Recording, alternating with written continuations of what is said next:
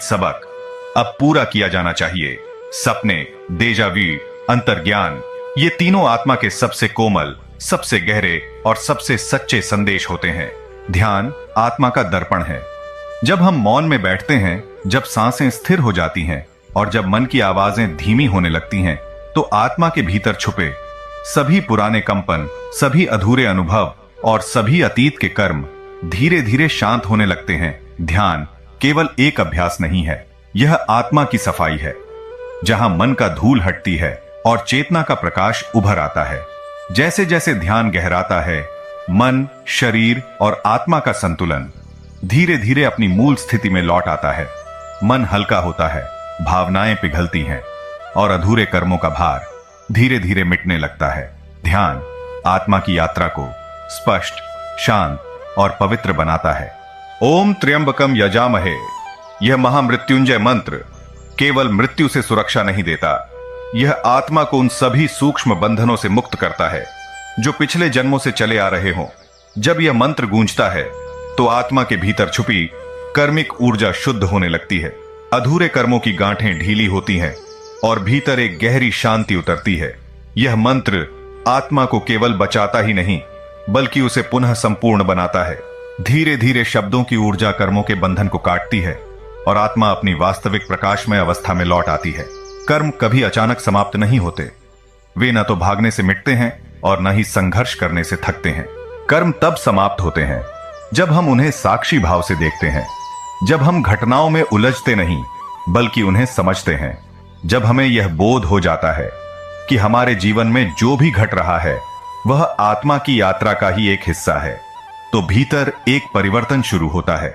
शिकायत धीरे धीरे स्वीकृति में बदल जाती है और स्वीकृति कर्म क्षय की शुरुआत है, क्योंकि शिकायत कर्म को बांधती है और स्वीकृति कर्म को मुक्त करती है।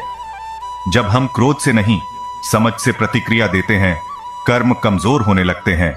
जब हम परिणामों से नहीं, अनुभवों से सीखने लगते हैं, कर्म हल्के होने लगते हैं।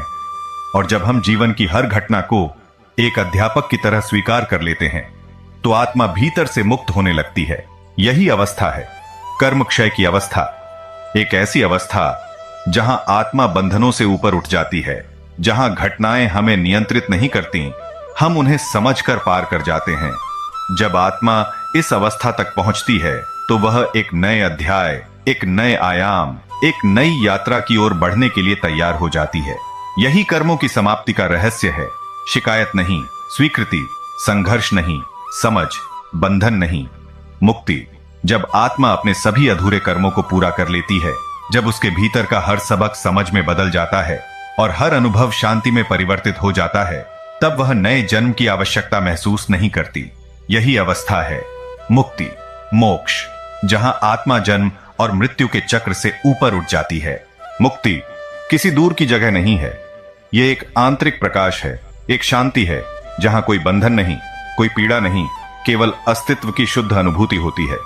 लेकिन यदि कुछ कर्म अधूरे रह जाते हैं, कुछ सीखें अभी भी बाकी हैं, कुछ भावनाएं अभी भी बंधन में हैं, तो आत्मा फिर से लौटती है, फिर से इस जीवन के रंगमंच पर, फिर से नए रिश्तों, नई परिस्थितियों और नए अनुभवों के माध्यम से वह लौटती है, सीखने के लिए, समझने के लिए, प्रेम करने के लिए और अंततः अपने अगले अध्याय को पूरा करने के लिए। आत्मा की यात्रा अनंत है, हर जन्म एक नया पृष्ठ है और हर अनुभव मुक्ति की ओर एक कदम। तो मित्रों, यदि आपके जीवन में कोई रिश्ता, कोई दर्द या कोई घटना बार बार लौट कर आती है, तो उसे भाग्य की सजा मत समझिए। वह आपकी आत्मा का अधूरा पाठ है जो इस जन्म में पूरा होना चाहता है।